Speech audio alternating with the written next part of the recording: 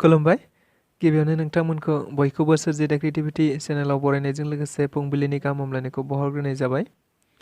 दिनैनि माखासे निउस आपडेटफोरखौ नोंथांमोननि सिगाङाव फोरमायथिना होनो आवगायनाय जालायबाय। नोंथांमोनहा भिडिअखौ नायनानै मोजां मोनोब्ला लाइक खालामगोन होनना आसा खालामबाय। लोगोसे इउटिउब चेनेलखौ दाबो साबस्क्राइब खालामाखैबा साबस्क्राइब खालामनानै लानो थाखाय गुरै खावलायनाय जाबाय।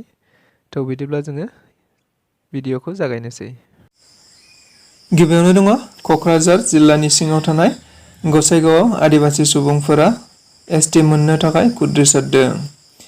मिथिनाय बायदिब्ला आदिबासि सुबुंफोरा थांनाय माखासे समनिफ्रायनो गावसोरखौ एसटि एबा ट्राइबेल खालामनो थांखिजों दाबि खालामबोबाय थानाय बायदिनो मैया आरोबाव क'क्राझारनि गसाइगावआव आदिबासि सिंगोल अभियाननि बानजायनायाव मोनसे गोख्रों सोमावसारनाय जायो होनना मिथिनो मोननाय जादों। मख'जाथावदि बिथांमोनहा गावसोरनो एसटि होनो थांखिजोंनो बे सोमावसारनायखौ लानाय जादों होननानै बुंथिदों।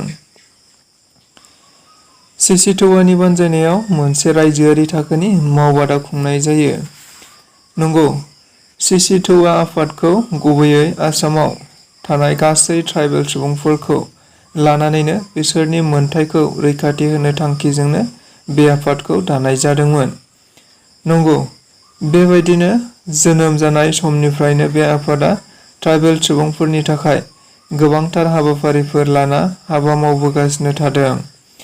मिथिनाय बायदिब्ला बेबायदियैनो मैयाबो आसामनि ट्राइबेल सुबुंफोरनि संबिजिरारि मोनथायखौ रैखाथि होनाय आयदाखौ लानानै गणेशगुरियाव थानाय पिडब्लिउडि एन्ड ट्रेनिं सेन्टाराव मोनसे रायजोआरि थाखोनि मावबादा खुंफुंनाय जायो। मख'जाथावदि बे मावबादायाव आसामाव थानाय गासै ट्राइबेल आफादफोरनि गोबांथार माहारियारि दैदेनगिरिफोराबो बाहागो लाफैनाय जादोंमोन होननाबो मिथिनो मोनबावनाय जादों। क'क्राझाराव रुपनाथ ब्रह्मनि 122थि जोनोम सान फालिदों।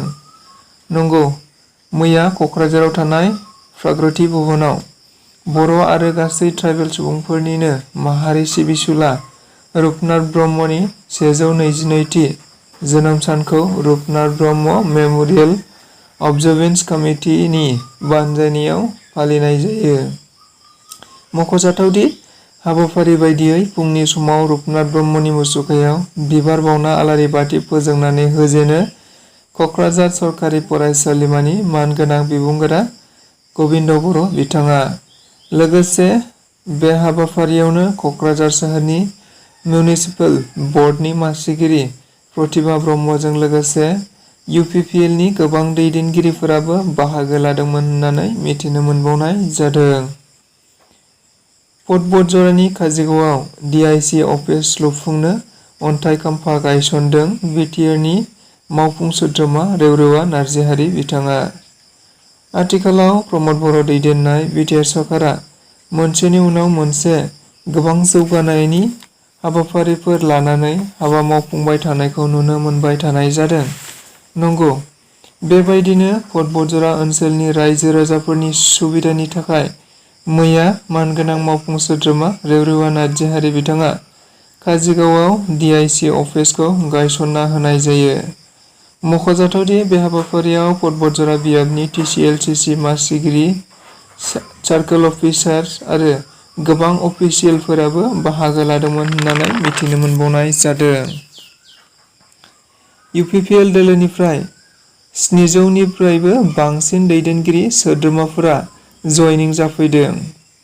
मिथिनाय बायदिब्ला आथिखालाव गुबुन गुबुन दोलो आफादफोरनिफ्राय गोबां सोद्रोमाफोरखौ बेनिफ्राय बै, बैनिफ्राय बे बायदि बायदि राजखान्थि दोलोफोराव दोलो सोलायबाय थानायखौ नुनो मोनफ्लायबाय थानाय बायदिनो मैयाबो बिजनीआव बिपिएफनि मोनसे जयनिं हाबाफारि लानाय जादोंमोन। मख'जाथावदि बे हाबाफारियाव बिटिसिनि बारग' गाहाय मावफुं सोद्रोमा हाग्रामा महिलारि बिथांखौबो बाहागो लानायखौ नुनो मोननाय जादोंमोन। लोगोसे बिथाङा बे हाबाफारियाव बाहागो लानानै खौरांगिरिफोरनि सिगाङाव बुंथिनाय बायदिब्ला बिजेपिनिफ्राय 200सो, इउपिपिएलनिफ्राय 700निबो बांसिन सोद्रोमा आरो दैदेनगिरि बिथांमोनहा जयनिं जाफैदों। लोगोसे जिएसपि, कंग्रेस बायदि बायदि आफादफोरनिफ्राय बाहागो लाफैदों होननानैबो खौराङाव बुंथिना होबावदों बिथाङा। क'क्राझारनि कालचारेल कमप्लेक्सआव रुपनाथ ब्रह्मनि 122थि जोनोम सान फालिनाय जादों। नंगौ, 1902 मायथाइयावनो 15 जुन खालि रुपनाथ ब्रह्मआ जोनोम जादोंमोन। लोगोसे बिथां रुपनाथ ब्रह्म थुनलाइजों लोगोसे बर' आरो गासै ट्राइबेल सुबुंफोरनि थाखायनो गोबांथार हाबा मावलांदोंमोन। बेबायदिनो बिथांनि समाजनि गेजेराव बिहोमा होनायखौ गोसोखांथि महरै लाखिनो थाखायनो मैयाबो बिथांनि गोथार जोनोम सानखौ फालिनाय जायो होनना मिथिनो मोननाय जादों।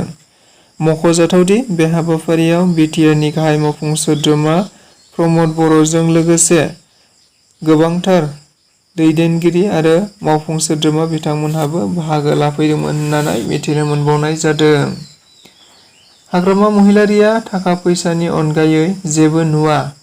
सरकाराव थानाय समावबो थाखा फैसा आरो दायो सरकाराव थायै समावबो थाखा फैसाखौल' नुयो। बे बाथ्राखौ बुंदों आथिखालनि बिटिआरनि गाहाय मावफुं सोद्रोमा प्रमद बर' बिथाङा। नंगौ, आथिखालाव हाग्रामा महिलारि बिथाङा बायदि मिथिं दावथिंनि गेजेरजों बिथाङा आथिखाल प्रमद बर' दैदेननाय सरकारखौ गोबां रां जानायनि अजद होनायखौ लानानै बे बाथ्रानि फिननाय होनानै बुंदों बे बाथ्राखौ। लोगोसे बिथाङा बुंबावदों दि एसेबां गोबाव सरकार खुंनाय समाव गंसेबो फरायसालि, बेसेबां लामा दालां बानायदों हिसाब हो। लोगोसे एसेबां गोबाव गावजों गावनि गेजेराव दाङाबाजि जाबाय थादोंमोन मानो? इएमफोरनि थाखाय मानो थाग्रा न' लुनानै होनो हायाखैमोन होनना हिसाब होनो थिनबावो। बेनि अनगायैबो बिथाङा हाग्रामा महिलारिनि सरकार आरो जोंनि सरकार जेबो रुजुजाया होननाबो खौरांगिरिफोरनि गेजेराव बुंथिना होबावो। बिटिसिआव दावराव खालामग्रा मानसिफ्रानो सरकार सालायबाय दालाय सान्थि फैखासिगोन। जायफोरा दायो सरकार सालायदों बिसोरनो बै समाव बिटिसिआव सानफ्रामबो आन्दलन खालामना दावराव दावसि खालामोमोन। नंगौ, बे बाथ्राखौ बुंदों बिटिसिनि बारग' लेङाइ गाहाय मावफुं सोद्रोमा खाम्फा बरग'यारि बिथाङा। मैया बडलेण्ड बुब्लिनि मोनसे मोगा-मोगि सावरायलायनाय समावनो बुंदों बे बाथ्राखौ।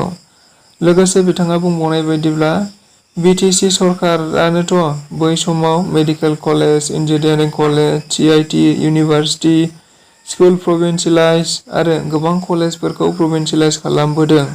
नाथाय बेफोरखौ मोजां खामानि जायाखै होननानैनोथ' दावराव दावसि खालामदोंमोन बै समाव बिथांमोनहा। बेबायदि होननानै खौरांगिरिफोरनि सिगाङाव बुंथिना होबावदों मानगोनां खाम्फा बरग'यारि बिथाङा। बेजों लोगोसे दिनैनि रादाबा बेखिनियानो। नोंथाङा जुदि भिडिअखौ नायनानै मोजां मोनदोंब्ला लाइक खालामगोन, शेयार खालामगोन आरो सानफ्रामबोनि गोनांथार खौरांफोरखौ मोननो लुबैदोंब्ला नोंथाङा इउटुब चेनेलखौ साबस्क्राइब खालामाखैबा साबस्क्राइब खालामनानै लागोन होननानै आसा खालामनाय जाबाय। थ' गोजोन्थों।